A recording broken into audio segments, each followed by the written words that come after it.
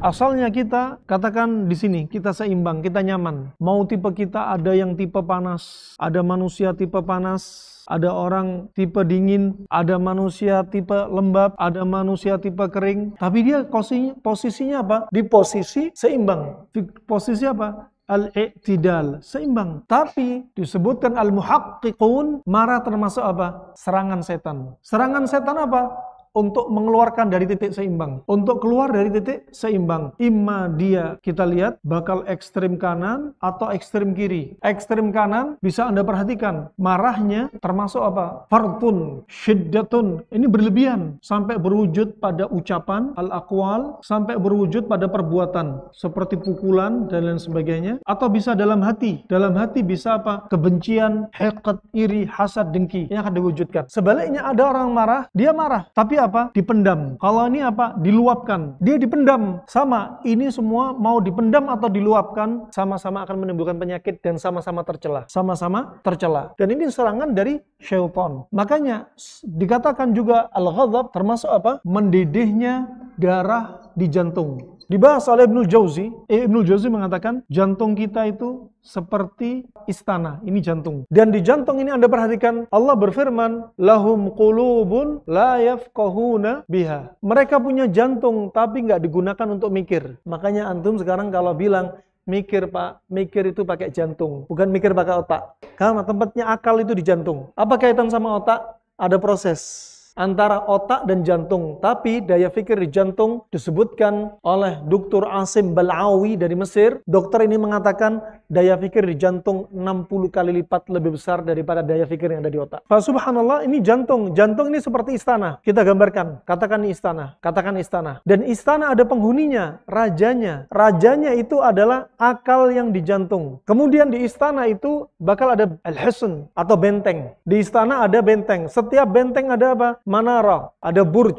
ada menara. Kemudian di benteng itu pasti ada pintu gerbang. Dan di setiap menara itu ada apa? Ada maraya, ada kaca-kaca. Fungsinya kaca untuk melihat si penjaga bisa melihat siapa yang ada di luar. Untuk mereka waspada. Di luar ternyata apa? Iblis sama setan. Dan iblis sama setan ini dia melihat dan mereka menghembuskan asap hitam. Asap hitam itu adalah syubhat dan syahwat. Dia bakal hitam nih. Apa tujuannya? Biar penjaga benteng terkecoh, nggak tahu apa yang dilakukan musuh yang ada di luar. Kemudian ketika si penjaga benteng, penghuni istana ini banyak istighfar, banyak baca Al-Quran, banyak sholat, banyak ibadah, banyak dzikir pagi petang. Ini bakal hilang nih asap hitam, kembali cerah, dan saat itu dia menjadi orang yang waspada lagi. Tapi iblis dan setan punya jebakan yang sangat banyak. Jebakannya yang pertama, gimana caranya muslim bisa jadi kafir dan musyrik. Jebakan kedua, gimana seorang muslim bisa terjatuh pada amalan yang tidak dibimbing Nabi. Jebakan ketiga, muslim dijebak dengan apa? Dosa besar. Jebakan keempat, dijebak dengan dosa kecil. Jebakan berikutnya, dijebak dengan apa? Lebih memilih amalan yang mafdul daripada amalan yang afdol. Lebih memilih amalan yang pahalanya lebih kecil. Lebih memilih sunnah daripada yang wajib, dijebak. Dan jebakan yang kelima, yaitu manusia disibukkan dengan perkara yang mubah.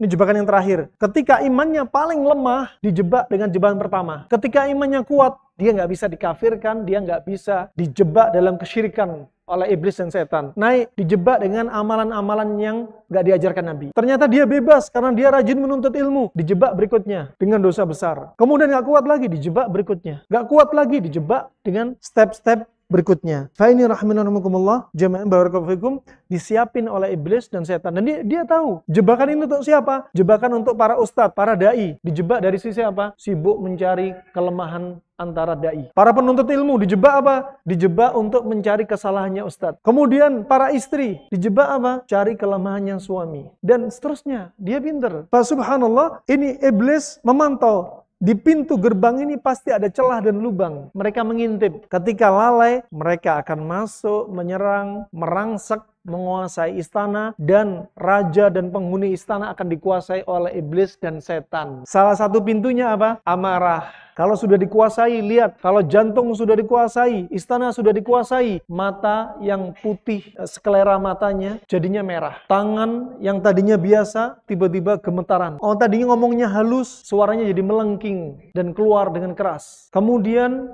yang tadinya matanya biasa menundukkan pandangan mata, saat itu dia melotot terbelalak. Dan tangannya bakal dengan ringannya memukul saudaranya, bahkan hatinya niat ingin membunuh saudaranya. Kakinya pun demikian dan seterusnya.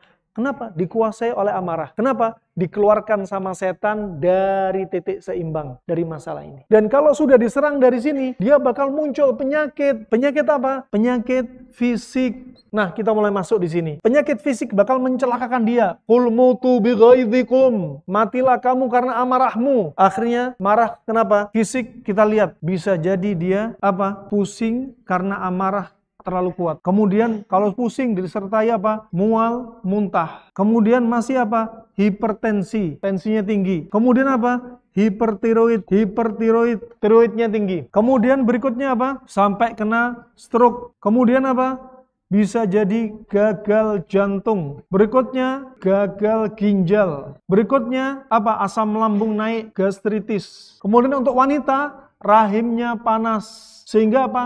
Timbullah pada kaum wanita kanker rahim atau miom. Lanjutannya setelah miom, berikutnya varises rahim. Ini sering kami dapati. Wanita yang dendam, termasuk dendam pada suami, dendam sama bapak ibu. Kemudian berikutnya juga apa? Kanker serviks. Ada yang kanker tulang berlanjut, ada yang berikutnya kanker darah berlanjut, kanker otak. Simple, hanya masalah dendam dan marah. Bisa kemana-mana ya. Kemudian subhanallah, dan berikutnya juga hipertensi. Bahkan kami dapati CA tiroid, kanker tiroid. Gara-gara apa? Pintu sudah dibuka oleh setan kena penyakit fisik. Nah, kena penyakit fisik. Kemudian masalah psikis. Gara-gara psikis yang terjadi, dia kena apa jadinya? NPD, narsis. Selalu benar sendiri. Sering terjadi pertengkaran suami istri, kenapa? Saling narsis. Kemudian ada yang sampai bipolar, kepribadian ganda. Kemudian ujung-ujungnya psikosomatik, sampai schizofren, udah gila, schizofrenia, sampai akhirnya gila. Coba, ini masalah psikis. Berlanjut berikutnya masalah non medis. Gara-gara pintu jantung sudah kebuka, pintu gerbang istana sudah kebuka, diseranglah oleh setan. Imma melalui apa? Qarin, serangan setan tambah kuat. Inna nafsa la'ammaratun bisu. Sesungguhnya jiwa akan selalu membisikkan kepada keburukan. Ketika sudah bentengnya lemah, amarah bergejolak, saat itu Qarin akan nyerang dia. Selain Qarin apa berikutnya? Jin nasab. Dia ada riwayat. Hati-hati yang punya riwayat, punya keris. Keris bisa putar sendiri. Akik bisa muter sendiri. Ya, punya ilmu kebal. Ada jin yang ikuti diri dia, macan, dan lain sebagainya. Kalau sudah pintu ini sudah celahnya kebuka, ini bakal nimbulin penyakit gara-gara non medis. Berikutnya juga bisa jadi apa? Orang seperti ini bakal